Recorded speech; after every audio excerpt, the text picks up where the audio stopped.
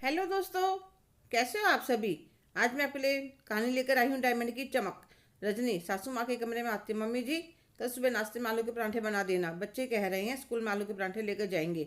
वो खाकर भी आलू के परांठे ही जाएंगे। ठीक है बहू, बना दूंगी। अपने कमरे में चली जाती है। कौशल्या जी सोच रही थी, पूर्ण उम्र इस घर को खून पसीने से सींचा। पति पत्नी ने इतनी मेहनत से घर बनाया था। जब से मदन लाल जी कौशल्या जी के पति इस दुनिया को छोड़कर गए हैं, बहू ने उन्हें नौकरानी बनाकर रख दिया है। वे सुबह उठकर जल्दी जल्दी से आलू उबलने रखती हैं। इतने आलू उबलते हैं, आटा गूंथ कर एक तरफ बच्चों के लिए दूध गर्म कर देती हैं और बेटे बहू के लिए चाय चढ़ा देती हैं। इतने वह परांठे सेकने लगती हैं। सब नाश्ता करने के लिए आ जाते हैं। रजनी जल्दी जल्दी अपने बच्चों को नाश्ता करवाकर उनका टिफिन लगा देती है। फिर अपने पति को भी नाश्ता दे देते हैं, क्योंकि उन्हें दुकान पर जाना होता है। दोपहर का टिफिन दुकान का नौकर आकर ले जाता था। रजनी किचन में आकर देखते दो परांठे बन गए। मम्मी जी, मैं बस दो ही परांठे लूँगी। ठीक है बहू, मैं अपने बना लेती हूँ। आज कौशल्या जी को बहुत तेज भूख लग रही थी। उन्हें आलू के परांठे बड़े पसंद थे। जब वह पहले आलू के परांठे बनाती थी तो खूब सारा घी रखकर खाती थी। अरे नहीं मम्मी जी, रात की दो रोटियां रखी है, वह गर्म करके खा लीजिए, नहीं तो वह खराब जाएंगी। पर बहू, सबने परांठे खाए हैं तो मैं नहीं खा सकती। अरे मम्मी जी, बच्चों को तो बासी रोटी दे नहीं सकती। और आपके बेटे पूरा दिन मेहनत करके कमा कर लाते हैं। अब मेरे ऊपर पूरे घर की जिम्मेदारी है। आपको इस उम्र में भी स्वाद भाता है। चुपचाप रोटियां गर्म कीजिए और खा लीजिए। बहू अपने पराठे और चाय लेकर अपने कमरे में चली जाती है। कौशल्या जी की आंखों में पानी आ गया। सुबह से रसोई में लगी हुई थी। जब अपने खाने की बारी आई तो बहू गैस बंद करके चली गई।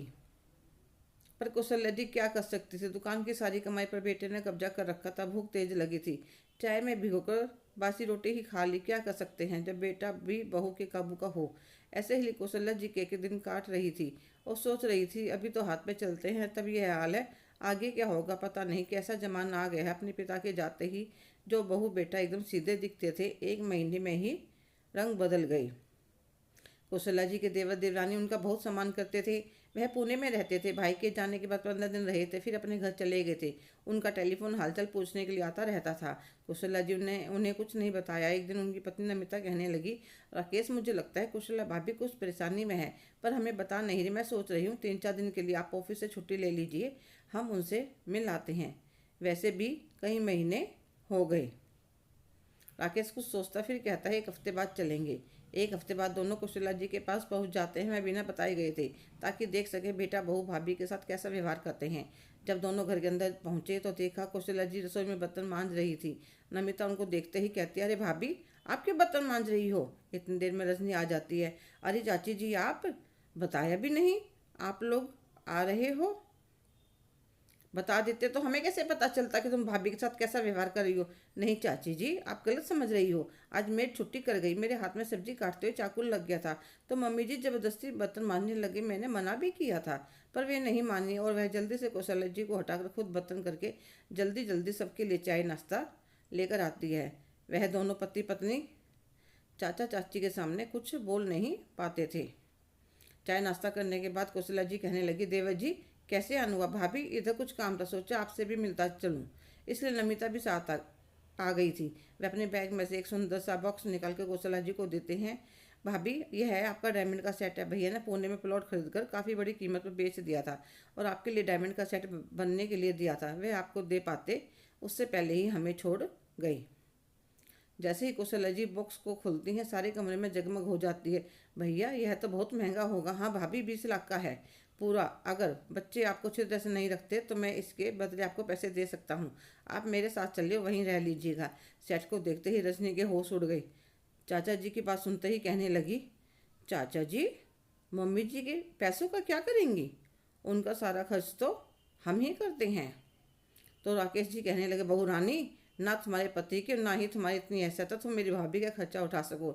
यह तो मेरी भाभी की दरिया दिली है जो तुम लोगों को पाल रही है। यह मकान भाभी के नाम पर है। वह चाहे तो 1 मिनट में तुमसे खाली करवा कर किराए पर चढ़ा सकती है।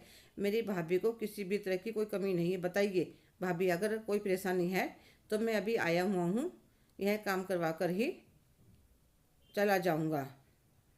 2-4 दिन अगर और रुकना पड़ेगा तो कोई परेशानी नहीं है, मैं रुक जाऊंगा।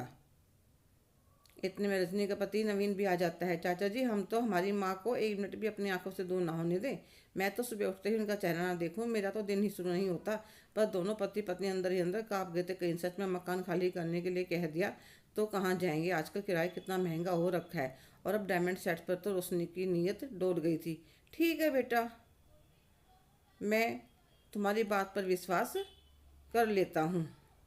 रजनी आगे जाकर कहती है, लाइए मम्मी जी, मैं सेट संभाल कर रख देती हूँ।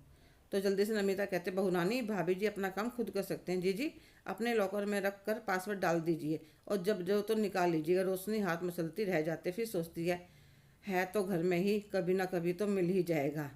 1-2 दिन रुककर वे जाने से पहले कहते हैं, भाभी थोड़ी सी भी कोई परेशानी हो, मैं और नमिता तभी आ जाएंगे जब आपको अपने साथ ले जाएंगे। अब तो पवन और रजनी के मन में डर बैठ गया था, क्योंकि वे जानते थे चाचा बहुत बड़े वकील हैं। अगर वे अपनी पर आ गए तो मकान को बेचकर माँ को अपने साथ ले जाएंगे। वह माँ की बहुत इज्जत करते हैं। उसके बातों का मान रखते रजनी दोनों का हिसाब एकदम से बदल गया और वह कौशल्या जी के साथ अच्छा व्यवहार करने लगी। कहीं ना कहीं इसका कारण जो डायमंड की चमक रजनी की आंखों में बस गई थी वह भी था, पर वजह कुछ भी थी, देवर देवरानी का आना कौशल्या जी के लिए वरदान साबित हुआ था। अब तो बहू उन्हें गर्मा गर्म खाना बनाकर देती, किसी काम के लिए ना कहती। बस मन में एक बात रहती, कहीं कुछ कमी रह गई और चाचा चाची जी को बता दिया तो हम घर से बेघर हो जाएंगे और साथ में डायमंड का सेट भी तो हमारे हाथों से चला जाएगा। हेलो दोस्तों, कैसे हो आप सभी? आज की कहानी आपको कैसी लगी? कमेंट करके ज़रूर बताइएगा। अगर आप मेरे चैनल पर नए हैं तो प्लीज़ लाइक, शेयर, सब्सक्राइब करना ना भूलें। धन्यवाद।